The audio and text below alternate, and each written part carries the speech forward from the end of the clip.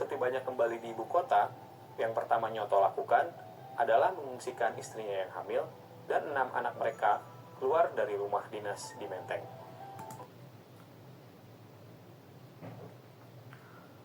When he got back to the capital, the first thing Nyoto did was move his pregnant wife and their 6 kids out of their official house in Menteng. Lalu sebenarnya siapa sih Nyoto ini? Nyoto adalah bocah lanang sematawayang dari 3 bersaudara. Ia lahir pada 12 Januari 1927 di Jember, di rumah kakek dari sang bunda, Mas Lama.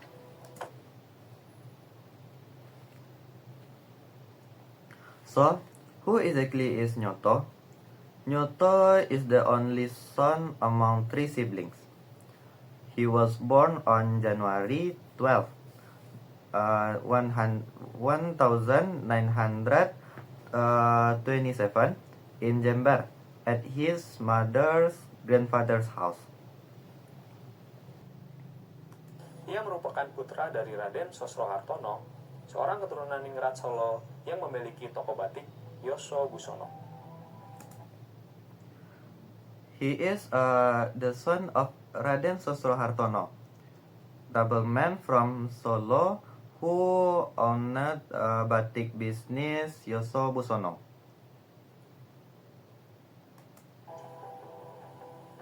Sejak kecil, Nyoto berpembawaan serius seperti bapaknya. Hobinya membaca. Since childhood, Nyoto has a serious demeanor, like his father. His hobby is reading. Ia akrab dengan pemikiran tokoh-tokoh revolusioner seperti Karl Marx, Stalin, hingga Lenin.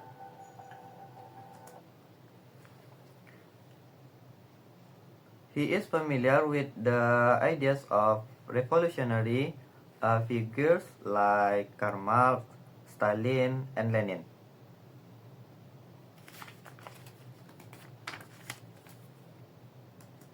Sang ayah, Raden Sosro, memang senantiasa mewanti-wanti anak-anaknya agar rajin untuk membaca, bukan keluyuran main. Raden Sosro always reminded his children to be diligent in reading, not hang out and playing around. Nyoto tinggal di Jember sampai keluarganya pindah ke Solo, daerah di mana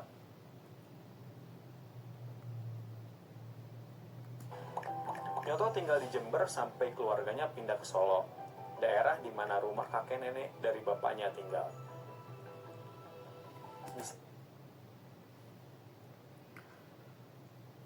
Nyoto lived in Jember until his family moved to Solo, where his father's parents lived. Sana, Nyoto sekolah di Mir Uitgerbreid Lager Onderwijs atau MULO, semacam sekolah menengah pertama yang dibuka oleh Jepang. There, Nyoto school at Mulo, like a junior high school that opened by the Japanese. Semasa sekolah, Nyoto pintar bergaul. Tak aneh jika gurunya menunjuknya sebagai ketua kelas. Bakatnya di bidang tulis-menulis lebih menonjol dibanding olahraga. In school, Nyoto was really good at socializing. No wonder his teacher chose him to be the class leader. He was better at writing than sports. Lenyot, sapaan akrab Nyoto saat kecil, tumbuh dengan cita-cita menjadi jurnalis.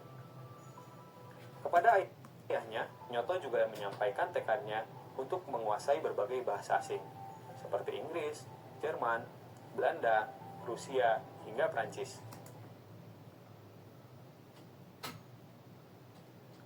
When he was a kid, people called him Lenyot. He grew up dreaming of becoming a journalist.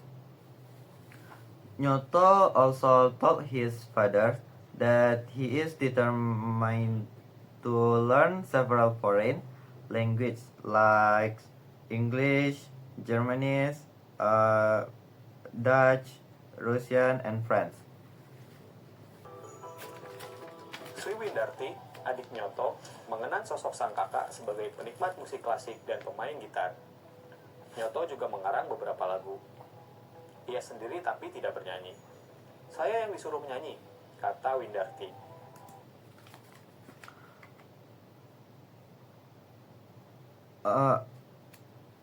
Sri Windarti, Nyoto's younger sister, remembers her brother as someone who loved classical music and playing the guitar. Nyoto also wrote some songs, but he didn't sing them himself. I was the one asked to sing, said Windarti.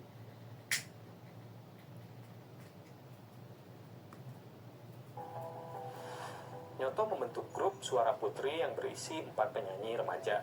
Salah satunya adalah Windarti. Nyoto formed a girl vocal group with 4 teenager singers, and one of them is Windarti. Baik kepada Windarti maupun teman-temannya, Nyoto cukup tertutup dalam urusan politik. Menurut Windarti, Nyoto belajar politik secara sembunyi-sembunyi. Pada masa itu, Jepang melarang masyarakat bicara tentang politik. Both to Windarti and his friends, Nyoto was quite private about political matter. According to Windarti, Nyoto learned about politics secretly. At that time, Japan didn't allow people to talk about politics.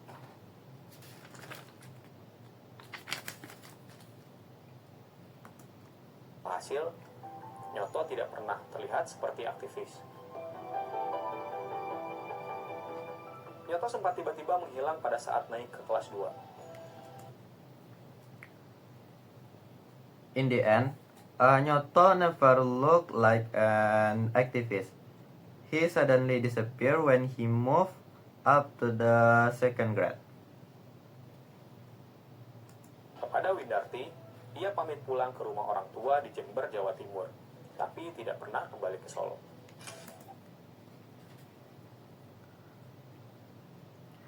He told Windarti he was going back to her parents' house in Jember, East Java, but he never come back to Solo.